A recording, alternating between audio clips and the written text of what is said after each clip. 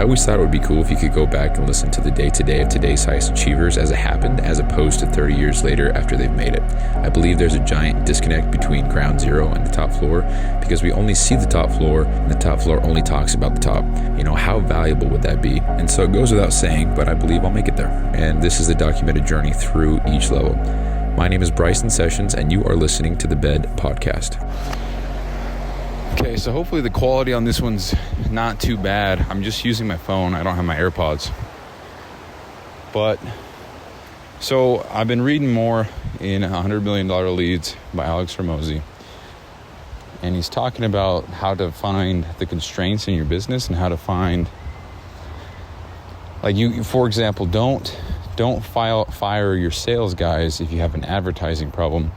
And don't fire your advertising people if you have a sales problem. You have to identify the problem in the business or figure out where the constraint is, where if you kind of unbottleneck it, how else does everything kind of explode from there, So I'm kind of doing that with life, in terms of what I'm trying to go after. So I'm just going to talk as if nobody knows what I'm doing or has no idea, but the first 100 or so episodes, 150, I was really active in getting a pre-workout supplement started, and I was going to follow that path. I was going to be my first business selling a physical product, and that, technically that still would be my first business selling a physical product, but I don't think I'm going to do that first. And the reason for that, and this is what I wanted to talk about, was the constraint that I have with everything is first money. And I'm walking through a huge ass wasp nest right now. Holy shit. Okay. But the constraint that I'm faced with at the moment is I need money and I also need time. And to get money, I need to sacrifice time. To get time, I probably need to be a lot better at what I'm doing, or sacrifice some of the things that make me money so I can have more time back. But the purpose of me having time to begin with is to utilize that to make money. So anyway, what started as this idea, this product idea that I had for the pre-workout, in which I still want to do, but it's not something that's within reach for various reasons. And I think I'd be better off pursuing a path that allows me more practice with the skills that I need to develop and stuff like that. So not only that, but in order to do this pre-workout, I would need at least 10 grand to start, considering the supplies, the product itself, boxes, all the things that I like to throw in there that's extra that would make it an exceptional experience. So throw in 10 grand, and that's for the very bare minimum order quantity. And that would be 288. So I would have to buy that in bulk. It would be 288 finished products. So I'm just gonna skip along here. So I need about 10 grand to do that. I need half up front, half later. And half of that is probably just the product itself, and the other half is the supplies and stuff. So anyway, I need money. And so when I forecast it out, and you can listen to this, here's where the podcast comes in. It's really fucking cool. You can go back and listen to every single episode so far, where I talk about every single thing, my thought process, how I'm navigating this pre-workout idea that I have, my plans, all that stuff, like day to day. So kind of proof right there, or not proof, kind of exactly what I'm trying to do with this podcast is to document everything so that you can go back and listen to how I got to where I'm at. And we're already referencing back to earlier episodes, so this is literally perfect. So anyway, I had the pre-workout idea. I got 3 samples, paid for one bundle of revisions. It's $300, and they gave me 3 tubs of pre-workout. I got to change just the flavoring, but it had to be similar. So for example, I've been working with passion fruit, and I just haven't liked how it is, but this is part of the revision process that I can only have that one flavor. So if I'm trying to make it better or worse, it's still going to be passion fruit. still going to be same flavor. I can't change the formula unless I paid more. And that's just with this supplement manufacturer. So that's where I'm at with that. I got the third one in my cupboard right now. And I don't think it's half bad. I love the formula. The flavor could be better. But all in all, I don't think it's bad. But I want it to be insane. I want it to be so great. I've had a few drinks out there that just taste incredible. And when I have mine, I don't think it tastes that way. And obviously, it's my third revision, and I have zero experience with any of this. So, not bad for a first at bat. But nonetheless, I need more money. So, how do I get more money? So why I need more money. So I had a plan. I was going to save up about $1,500 to $2,000 per month, and I was going to get that going. What the plan was July, which is right now. It's July 15th, 2024, 6:27 p.m. So that was a plan. But then things kept coming up, like car expenses, or, for example, I went and got my first ever eye exam today, or I have a friend's wedding to go to, or I need to buy something from the grocery store that I didn't think about, or whatever. And things just kept getting pushed back and pushed back and pushed back. And based off of just saving money from working 3 jobs, I just don't think that's a winning strategy. I don't think that's a good idea. And well, if I'm making a lot of money, then I think it's a great idea, but it keeps getting pushed back. Like what was July is right now with the trajectory, if I were to continue doing that, would be next year. Just because things keep getting pushed back. You know, if I take one day off of FedEx, it lowers my monthly profit for what would go into the business by 20%. And that's just one day a month. And for example, going to my buddy's wedding, there's 3 days right there. So pretty damn close to having a full month of zero progression towards that goal. So that led me to, okay, I need money. I need to, what am I doing here? And so that led me to what you're listening to with the last 30 or so episodes, where I'm talking about starting up my fitness coaching business yet again. But this time approaching it from the place of excitement of the growth and the development, because in the past, I ran a fitness coaching business. I made about $6,000. It's one of the notable episodes in the description. I can't remember which one it is off the top of my head. I think it's 248, maybe. But you can go back and listen to that. I break down how much money I made doing this without really even trying. I never had one sales call. I never got on the phone with anybody. I never had a Zoom call. Nothing. It was just from DMs, and I didn't message anybody except the people that I knew. And even then, I didn't really have much going for me. Yet I still made $6,000. And I made about $5,000 in, I don't know, let's see, $4,000-ish, let's say. I did the math, it's in the episode, but it was $4,000 in 6 months or something like that. And then $6,000 total for another year. So a grand total of $6,000, but the reason why it was kind of spaced out like that is because I just had a client who stayed with me for so long, who was awesome, and he saw great results, and he's still kicking ass to this day, so that's awesome. So that is so you go listen to that show. It's pretty much just saying that I made $6,000 and I wasn't doing any of the things that I should have been doing, yet I was still mildly, well, I don't even want to say mildly, I was a bit successful. So I'm like, okay, well, I'll do that again, but I'll approach it from the right perspective. I'll have a good attitude and I'll push myself to grow. And the reason why I'm so confident in my ability to do that now is because I've kind of grown up a little bit as far as the mental game goes.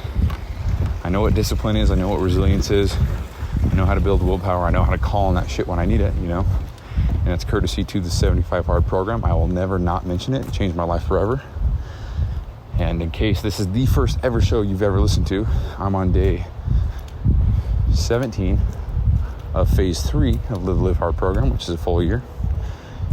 And I'm almost done. So 12 days after today, and I have successfully completed my first year. And I also know that yesterday I said I wanted to keep these below 10 minutes. So I'm going to try to wrap this up quick. But with that thought process, I thought, okay, well, with fitness coaching, it's very lucrative if I'm doing what's required. But if I'm not doing what's required, then I'll probably have a fumble and I'll screw the pooch kind of, and I won't make the money that I need, and it'll be a failure. How's it going? And so here's the thought process there. So I need time. How do I get more time? I need to make more money so that I can pull back on my jobs that I have. And again, first time listener, I have 3 jobs. I work at an Air Force base full time. It's 9.5 hour days, but with drive time and stuff, you can round it up to 10. One week is 5 days, the next week is 4 days. And then on that alternating Friday and every Saturday, I'm a FedEx driver. I used to do that full time, but now it's just part-time on the weekends. And then every other Sunday officially, but unofficially every Sunday now, I go down to a different FedEx terminal. I go in there, grab a truck, take it to a power wash station, clean it off, clean the interior, sweep it out, make it nice. And I do that for 6 hours, and that's what I do. So if I do that, right now, if I do that bi-weekly, that is $400 gross income. And if I sell a client monthly for, we'll say $250, which is fairly low actually, so I'm confident that I could get that higher. But I think to start, that'll be what it is. But if they pay in full, what I'm working up to is $1,000, because again, for 4 months, $1,000, that's very cheap as far as a fitness program that offers everything that I want it to offer. So anyway, so if I just start there, I would just need to get one client, because one client over the course of 4 months, if I get one on month 1, one on month 2, so I'll have 2 total, and one on month 3, so I'll have 3 total. If I do that, all I need to get is one client per month for the rest of forever. That's it, just one. And I'll have the money to be able to quit washing trucks. Now, if I double that, if I get 2 clients for the rest of forever, all I have to do is get 2 clients a month. That's it. Then I can pull back on cleaning trucks and FedEx entirely. Now, what that does for me, and why this is so significant for me at the moment, is that frees up every other Friday, every Saturday, and every Sunday, where I don't have to, if you average my shifts at 8 hours total, that's 8 hours times, 8, so total of 8. 4 times 8, so it gives me 32 hours per week, or 32 hours per month back. Some weeks it would be, no, that's wrong. 1, 2, 3, 4, 8 times 8, that's right, so 64 hours per month back, roughly. But when you think about it that way, it doesn't sound like a lot, but that gives me every Saturday and every Sunday back to where those days can be spent building what I'm talking about now. And then every other Friday as well, because I have every other Friday off from my full-time job. So pretty cool setup. So that being said, all I need is 2 clients per month to free up FedEx entirely. And I can go back to just having one job again. So that frees up all that time for me to work on this. And also that frees up time for me to get more clients. So if I can get 2 clients a month, working 3 jobs, then having 64 hours extra per month to get more clients, we'll just say that doubles itself. I mean, I don't know the math on that because I only have about 30-ish hours per week to work on things anyway. So that gives me an extra 2 weeks, we'll say. So we'll say it goes up to 1.5x. So that goes up to 3. So that gives me 3 clients per month. So from that point, that's when I'd have to up it up, I guess, what I'm trying to say, a little bit. So in order to quit my full-time job, I would need to I have to get an additional about 5 clients per month. So all total, I would need 8 clients per month forever to be making actually a little bit more than I make now between the 3 jobs. Actually, I think I would need 7. Let me think about that. Yeah, I think it's 7, closer to 7. So 7 clients. So all I'm trying to say here, and I know this is going on too long, 7 clients per month, and I wouldn't have to go anywhere, clock in at a shift, ask to use the bathroom. I wouldn't have to do any of that stuff. I wouldn't have to, hey, why are you 2 minutes late today? Well, actually, you need to be here on time because it's actually, not got to worry about that. There's no work. There's no stress from managers or coworkers or any work drama. If I want to stop midday to go to whatever. So we all know how that goes. I'm my own boss. There's a lot of freedom, but with great freedom comes great responsibility. Uncle Ben, how you doing? So why that ties into the supplement is because I'm like, okay, I need money. How can I get money? I'm going to do this. Okay, well, how do I do this? Now that's what I'm doing. So what started as the vision to have a business is now backed up to, okay, well, I need money to do this. I need a lot of money to do this. How can I make a lot of money? Okay, well, I'll do online coaching, and I'll do it right. I'll stop being a bitch, and I'll do it. And then I'll get the money from there, free up more time to then do more of that, to then grow that. I don't want to say scale because I don't really have goals of doing that yet. There's so many things I have to do first, but get that going. And then eventually, going back on what I just said, eventually scale that out, get people to do the work for me so that I spend even less time doing that. That still brings in revenue, and then I can use all of that to start on another thing or sell that thing, whatever, doesn't matter. And it's funny because the whole goal is to get the money to have the pre-workout. And it's funny because it doesn't even matter if I want to do that or not, because having that motive in the first place has gotten me so excited and so determined to make this thing work. So just having a goal, even if it's not the goal forever, has given me such a kick in the ass to get shit going.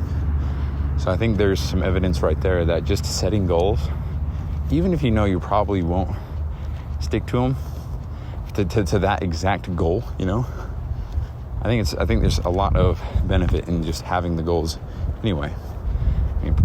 Perfect example right here, which is what I'm talking about. I had this goal to make a pre-workout company. As a result, I discovered I need money, and now I'm doing this thing. And maybe this thing is what I wanted to do. I should be doing the whole time. So anyway, that's kind of the chain of events that have happened in the last little bit. I'm not bailing out on the pre-workout at all. I still would love to have my own supplements.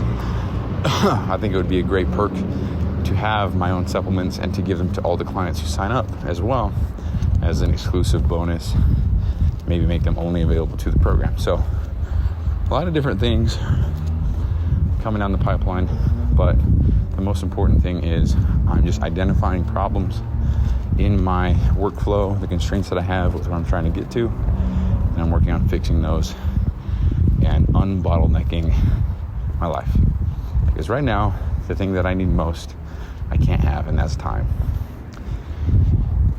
So, in order to get my time back, I have to use the time that I do have, make some shit happen, and then slowly dig myself out of this hole. I don't even want to call it that. It has a negative connotation to say dig yourself out of a hole.